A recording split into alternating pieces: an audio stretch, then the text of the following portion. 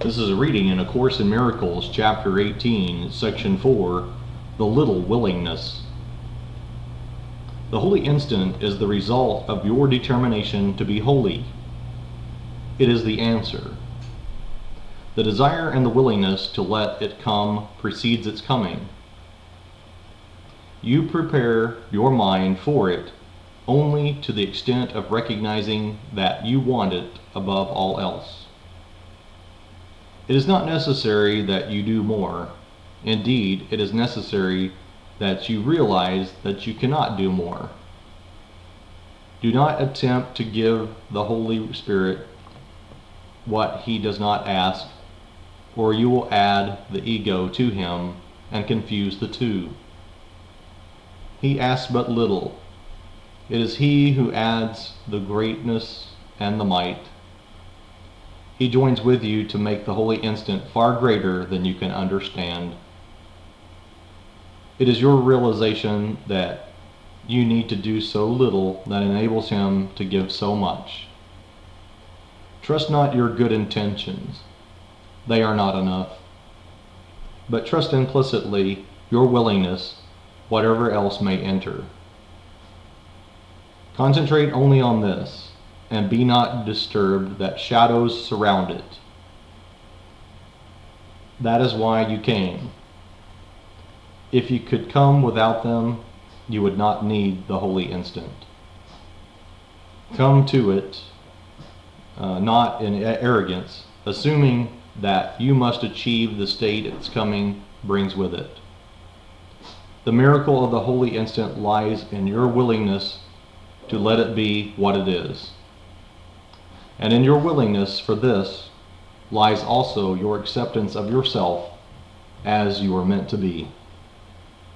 Humility will never ask that you remain content with littleness, but it does require that you be content with less, that you be not content with less than greatness that comes not of you. Your difficulty with the holy instant arises from your fixed conviction that you are not worthy of it. And what is it this but the determination to be as you would make yourself?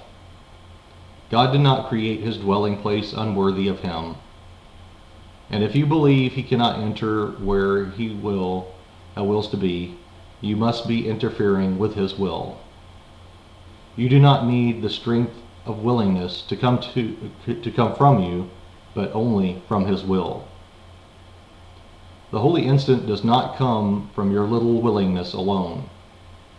It is always the result of your small willingness combined with the unlimited power of God's will.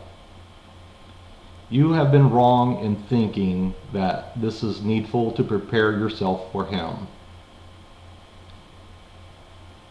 It is impossible to make arrogant preparations for holiness and not believe that it is up to you to establish the conditions for peace.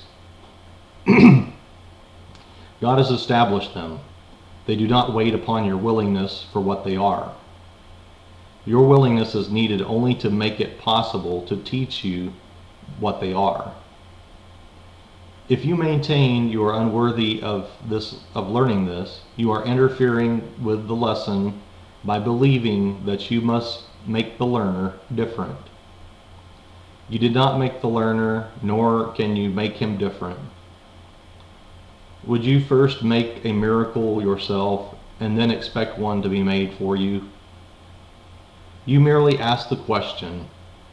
The answer is given. Seek not to answer, but merely to receive the answer as it is given. In preparing for the holy instant, do not attempt to make yourself holy to be ready and to receive it. This is but to confuse your role with God's. Atonement cannot come to those who think that they must first atone, but only to those who offer it nothing more than simple willingness to make way for it. Purification is of God alone, and therefore for you. Rather than seek to prepare yourself for Him, try to think thus: I who am host to God am worthy of him. He who established his dwelling place in me, created as he would have it be. It is not needful that I make it ready for him, but only that I do not interfere with his plan to restore to me my own awareness of my readiness, which is eternal. I need add nothing to his plan, but to receive it, I must be willing not to substitute my own in place of it. And that is all. Add more, and you will merely take away the little that is asked. Remember, you made guilt, and that your plan for the escape from guilt has been to bring atonement to it and make salvation fearful. And it is only fear that you will add if you prepare yourself for love. The preparation for the holy instant belongs to him who gives it. Release yourself to him whose function is release. Do not assume his function for him.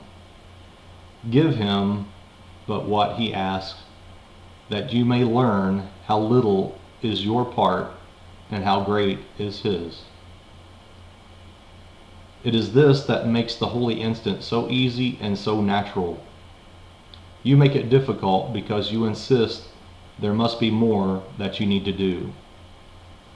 You find it difficult to accept the idea that you need give so little to receive so much. And it is very hard for you to realize it is not personally insulting that your contribution and the Holy Spirit's are so extremely disproportionate. You are still convinced that your understanding is a powerful contribution to the truth and makes it what it is. Yet, we have emphasized that you need understand nothing. Salvation is easy just because it asks nothing you cannot give right now. Forget not that it has been your decision to make everything that is natural and easy for you impossible. If you believe the holy instant is difficult for you, it is because you have become the arbiter of what is possible and remain unwilling to give place to the one who knows. The whole belief in orders of difficulty in miracles is centered on this. Everything God wills is not only possible, but has already happened. And that is why the past has gone. It never happened in reality. Only in your mind, which thought it did, is its undoing needful. That is the end of the reading of A Course in Miracles, Chapter 18, Section 4.